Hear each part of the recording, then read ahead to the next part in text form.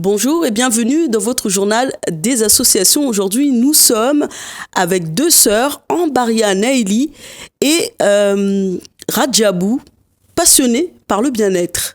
C'est bien ça? Elles sont silencieuses. Difficile de se déplacer en étant en mobilité réduite. C'est ce que vit Yanis au quotidien. Reportage.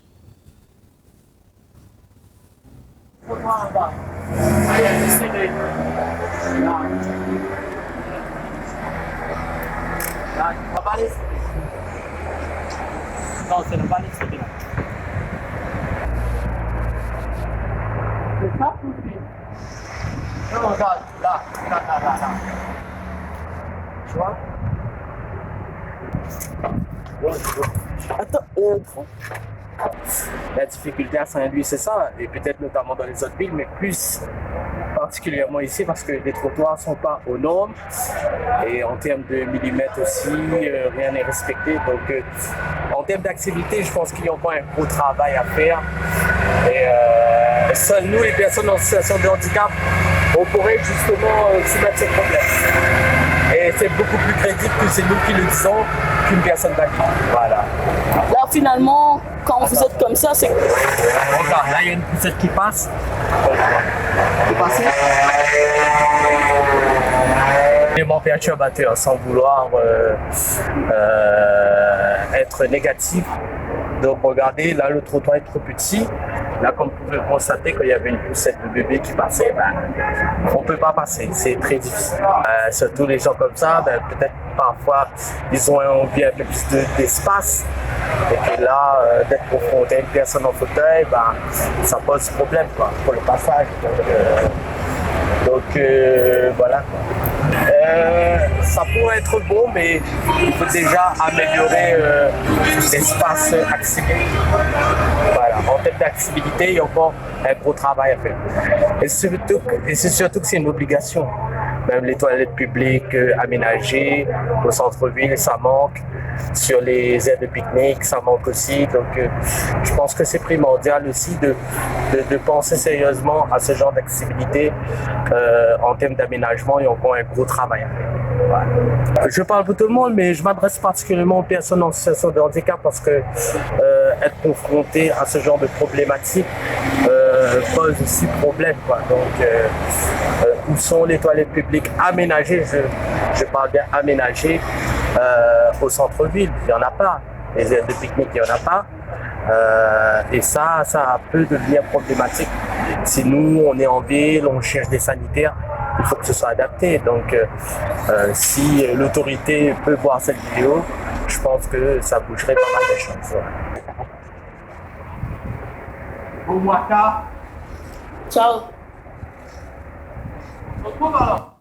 Voilà un message de Yanis que vous connaissez, qui est assez populaire sur les autres chaînes, un message qu'il passe aux associations et à toutes les structures compétentes pour pouvoir aider les personnes à mobilité réduite. Cela fait plus de 2 semaines que Kems, l'artiste producteur, réalisateur, est décédé. Nous vous proposons de le découvrir dans quelques-uns de ses productions.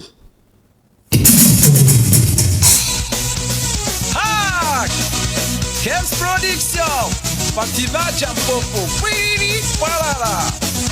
Watfanya na ngoma, nede wawe mzinzi. Hey, hey! Adepa. Wasone ngoma na wawiti mwema. Wasone ngoma na wawiti mwema. Wasone ngoma na wawiti mwema.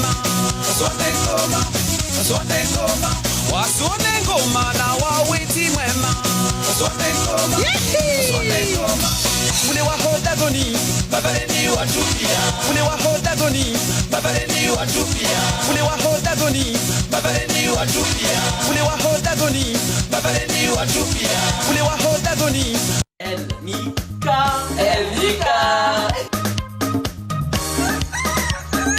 Kikukushi. Elnika. Ma copine, en tout cas, tu joues mon auto star, oui. Yo tati problème, yo tati souci. Mais wam sana jao mana. Sina cadeau. Na mas hoje eu fiz a mamsazinha na janda guna wantu só cadeau. Tu rabio tu stawi. Basi, mzuri, swafi. Tu rabia talakana uri. Sasa shwongoa. Sikia shtumo kuzulongo na mwanzana wale telefone wao. Basi nikaukia. Ili nifanyia uvulikia wengu na mnu wabwe tikia. Mzona wongwa umia shwakia. Mana ya umia shwakia, ça veut dire shweke toka shuma kyona oleo. Aussi de souhaiter une bonne fête de l'indépendance à la communauté de malgache. Oui, aussi sur le plateau, les filles ont tenu aussi à ce qu'on puisse aussi diffuser les images de Kems parce que étant mahoraises, elles sont touchées aussi par ce décès. Au-delà de ces décès, Kems vit à travers nous aussi, jeunes de sa génération, mais même toutes les générations de Mayotte. Oui. Et justement, Naïli, vous disiez en coulisses que vous l'avez un peu plus connu en tant qu'animateur. Oui, il animait souvent dans les événements, par exemple la fête de la musique. Il animait, il faisait rire aux gens, c'était un homme très bon. Et voilà, c'est comme ça que je l'ai connu via ses vidéos. La douleur, elle est encore vive. 2 semaines, c'est pas beaucoup. C'est vrai que beaucoup de personnes veulent s'exprimer, faire un hommage, mais la seule chose qui nous reste, on va dire, c'est son souvenir, mais aussi ses productions. Kems, c'était, on va dire, Kems, c'était pour nous, c'était la joie de Mayotte, c'était le sourire, c'était le bonheur, c'était la personne qui pouvait rassembler tout le monde. Mais quand on entend souvent, par exemple, dernièrement, mardi dernier, cette mère de famille décédée à Hakwa, dans le cas toujours de violence, comment vous vivez ça en tant que Mahoraise ici à La Réunion? Surtout que ça nous fait un petit peu peur de retourner chez nous dans des conditions pareilles. Mais on espère que le gouvernement fera quelque chose pour la sécurité, pour nous les Mahorais, et pour que quand on retourne chez nous, on se sente un peu en sécurité. C'est pareil, elle est silencieuse, Radjabou. Oui, c'est une histoire vraiment triste en fait. Et que malheureusement, il y a beaucoup de cas similaires comme ça qui se produisent à Mayotte. Mais l'État, eux, nous fait beaucoup de promesses en fait. Mais après, beaucoup de promesses, mais on n'a jamais vu le jour, en fait, on n'a jamais vu se réaliser quoi que ce soit. Et comment vous expliquer ça? On a vraiment l'impression que ça s'empire en fait. Oui, ça s'empire. Et c'est vraiment dommage parce qu'à Mayotte, chacun rentre comme ils veulent en fait, comme si c'était dans un moulin. Et beaucoup de gens disent qu'il faut que ça cesse. Mais de plus en plus en fait, ça augmente la violence, ça ne cesse jamais en fait. Récemment, on a reçu ici sur notre plateau Amina Djoumou Ali Hadji, qui est une combattante, on va dire, une héritière du combat des chatouilleuses. Elle passe à chaque fois, elle essaie d'expliquer la situation parce que c'est des associations, c'est des hommes et des femmes comme nous qui se battent au quotidien pour essayer de faire entendre aussi la voix de Mayotte, même à travers nous. Nous, aujourd'hui, on va parler de la beauté mahoraise, ça dans quelques minutes, mais on n'oublie pas...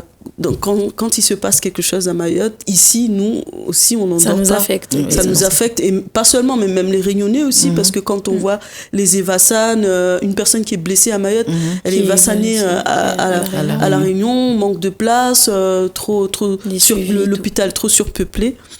Voilà, donc on va changer de sujet pour pouvoir rentrer dans le cœur de notre sujet d'aujourd'hui.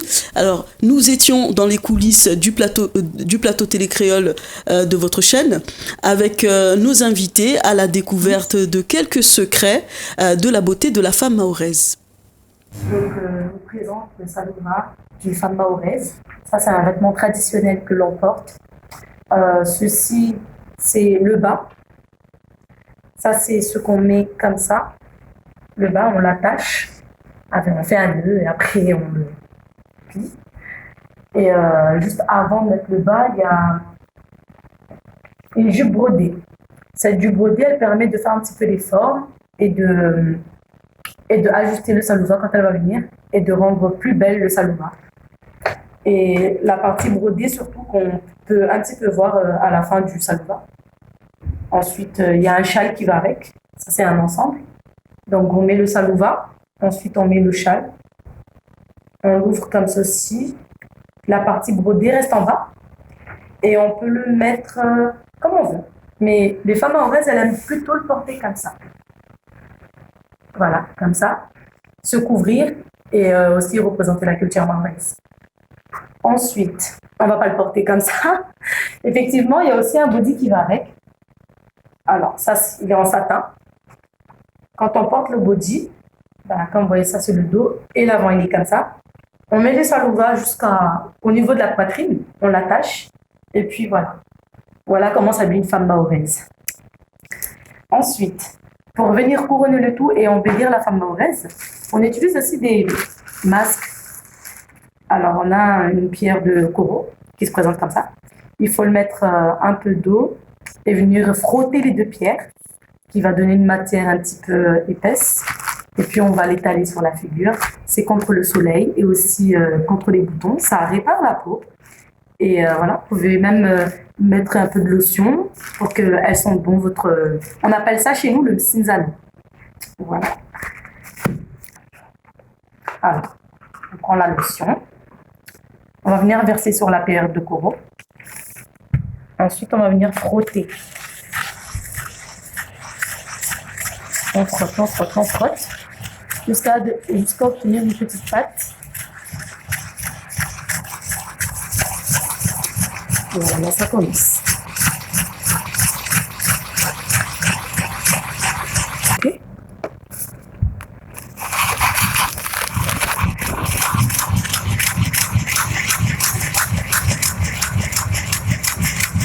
Voilà. Donc là, on a une petite pâte assez comme ça. Elle n'est pas ni liquide ni trop pâteux. Et là, on peut commencer à l'appliquer sur la figure. Bon, je vous le pose là. Voilà. Après, elle va sécher et elle sera un petit peu blanche. Voilà. Voilà, donc je porte ce fameux salouva que vous découvrirez tout à l'heure sur la page Facebook Télé Créole. Vous verrez à quoi ça ressemble le salouva sur une femme mahoraise. Bon, moi je suis pas trop femme, je veux dire même garçon manqué, mais ça m'arrive. Quand on voit de si jolies filles qui arrivent sur nos plateaux pour nous parler de comment on doit s'habiller la femme mahoraise, de comment elle doit être.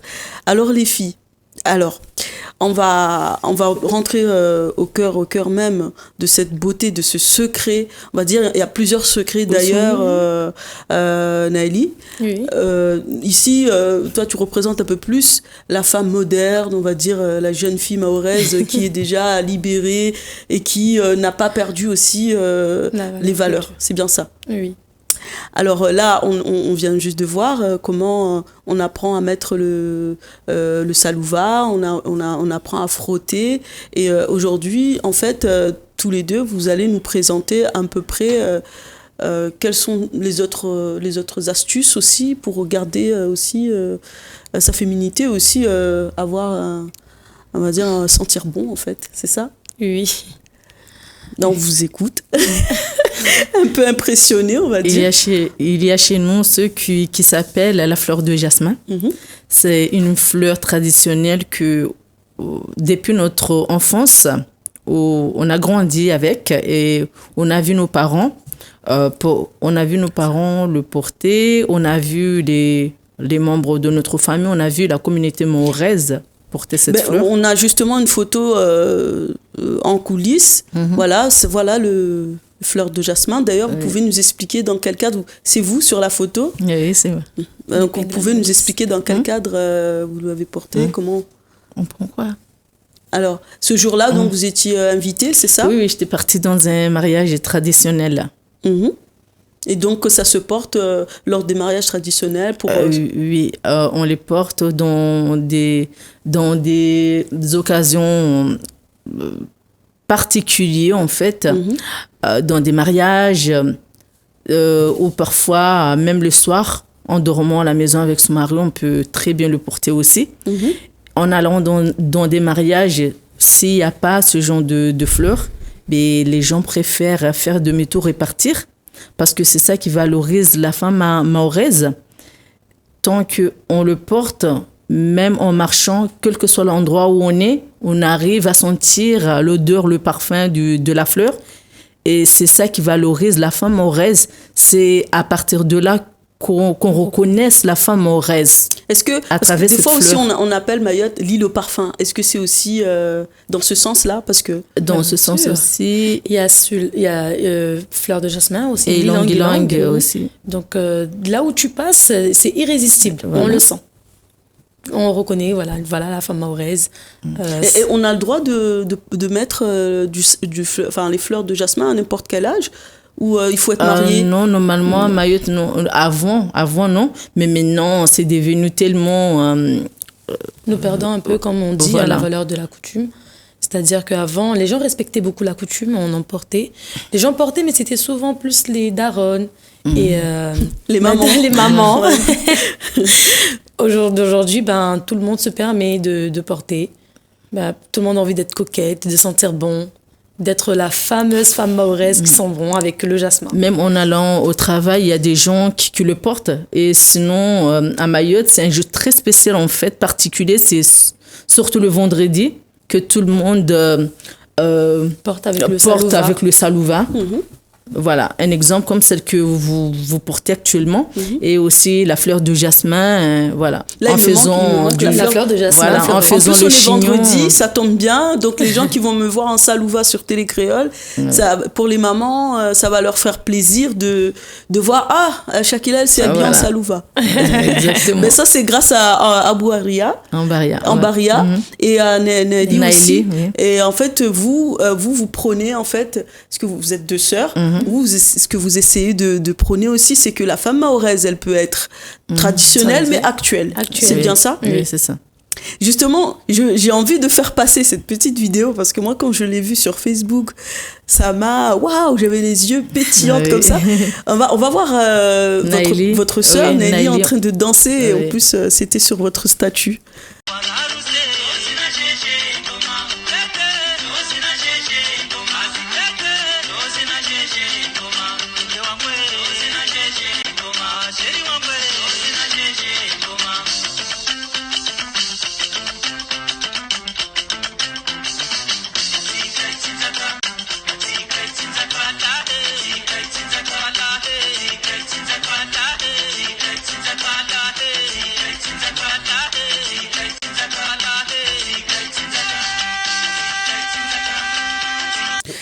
Voilà, c'est des danses qu'on peut faire à nos maris, par exemple. Oui, plus ou moins, mais c'est plus la danse qu'on pratique lors dans des mariages, en fait. C'est traditionnel. Mais Nelly, vous pensiez quoi à ce moment-là? Parce que j'ai vraiment l'impression qu'il s'est passé quelque chose ce jour-là. Vous avez reçu une bonne nouvelle ou c'est une danse pour la danser? Non, en fait, une copine à moi m'avait dit de faire un challenge qui était sur Snap. Et du coup, cette musique, vu qu'il y a nos groupes musiciens, enfin, des Mahorais musiciens à La Réunion qui ont enlevé une nouvelle musique, on m'a proposé de faire une danse dessus, la nouvelle musique. Du coup, je me suis lancée à faire ma vidéo. Et justement, quand ici, à La Réunion, est-ce que vous avez aussi l'occasion d'aller aussi danser le mbiwi? Parce que on n'a pas ramené les deux petits bois. On y va souvent. On y va souvent quand il y a les mariages, en fait. Mais il y a des gens qui vont, quand il y a des fêtes, tous les samedis, dès qu'il y a des musiciens qui arrivent à La Réunion, les gens ils vont en fait pour participer, pour s'ambiancer. Pour s'ambiancer, voilà. Et en coulisses, vous disiez que maintenant vous pratiquez plus le mbiwi parce que maman a dit que c'est interdit dans la religion. Mais imaginons, il y a des femmes ici réunionnaises qui veulent bien apprendre le mbiwi. Est-ce que c'est possible? Oui, bien sûr, on peut leur apprendre. Oui. Et puis, vous ne faites pas seulement que on va dire, traditionnel. Vous aussi, vous faites tout ce qui dit produit pour la peau. Oui. C'est de ça qu'on parle, parce que quand on parle de bien-être, c'est une belle peau. Mais une femme mahoraise, Shakila, c'est pas que le msinzano. C'est aussi... Comme la femme actuelle, comme je vous ai dit, on peut aussi se permettre de mettre par exemple le make-up. Le make-up. Ou comme ma sœur, je vous laisse. Elle va vous montrer ses produits. Elle a des trucs pour. Elle a des produits qu'elle nous a emmenés.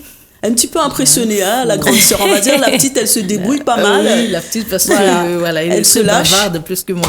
En fait, ce sont des crèmes spéciales que je pratique sur mon visage, en fait. La journée, je mets une crème. Un peu plus haut. Voilà, la journée, je mets une crème spéciale, mais j'ai oublié de la ramener. C'est une crème pour se protéger contre le soleil. Et le soir, en fait, crème de nuit.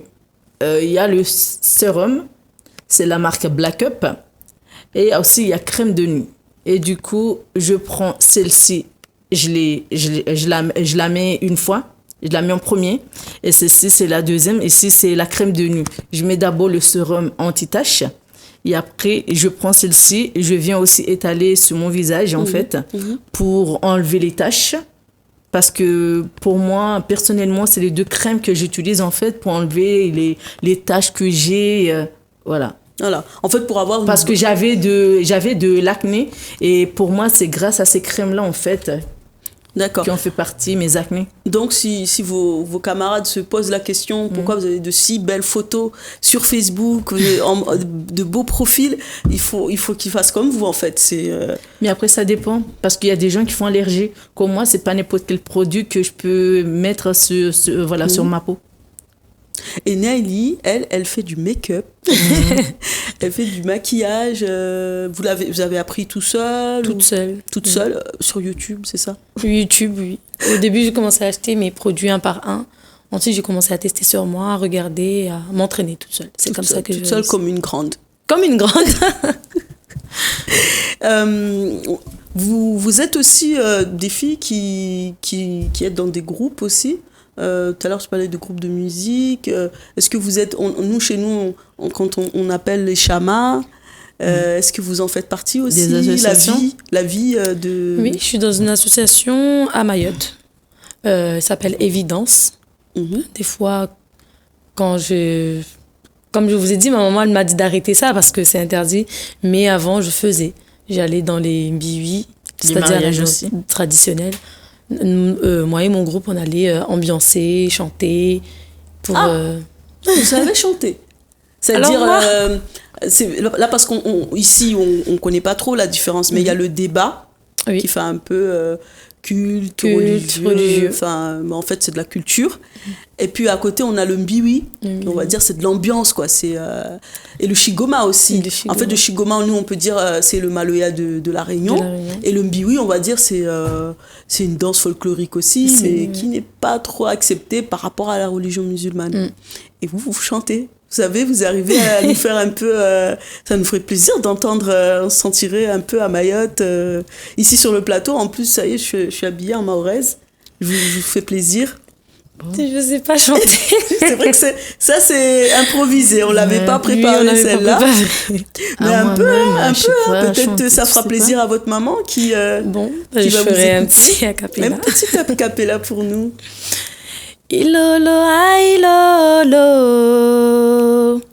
ilolo ailolo, bwana harusi usishange, utopara bushe wao, harusi njema. Ilolo ailolo, ilolo ailolo.